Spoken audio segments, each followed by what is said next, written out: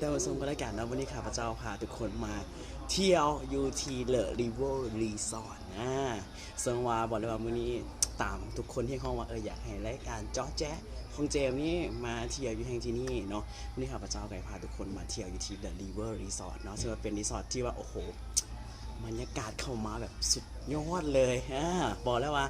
จะเป็นแม่น้ำคลองบอทิวทัศน์ธรรมชาติอยู่ที่นี่เป็นจังไหนเนาะเดี๋ยวน้ำเจมมาเลยเจมพาทุกคนไปเบิ่งกันเนาะ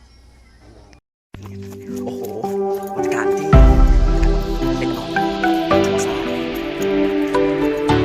สวัสดีพี่เจมอยู่ที่ที่เดอะริเวอร์รีสอร์ทให้ทุกคนชมบรรยากาศเด้อ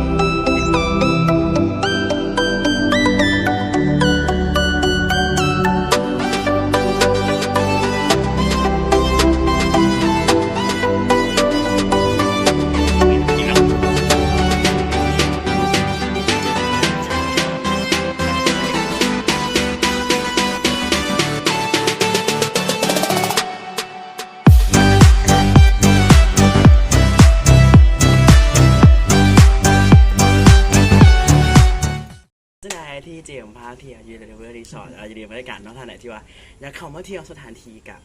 อยู่บ่ใกล้บ่ไกลเนาะอยู่ที่บ้านพระพีนั่นเองไปมาฮอดจอดว่าเชิญเข้าไปที่เฟซบุ๊กของเพื่อนก็ได้เจ้าโอ้โหวันนี้บอกได้ว่ากาแฟแซ่บโอ้โหบรรยากาศสุดยอดเลยถ้าอยากจะมาเที่ยวพี่เจมเนาะก็สามารถเข้ามาเที่ยวได้เนาะอยู่ที่เมืองจับประสาทกันเองสำหรับทริปนี้สบายดี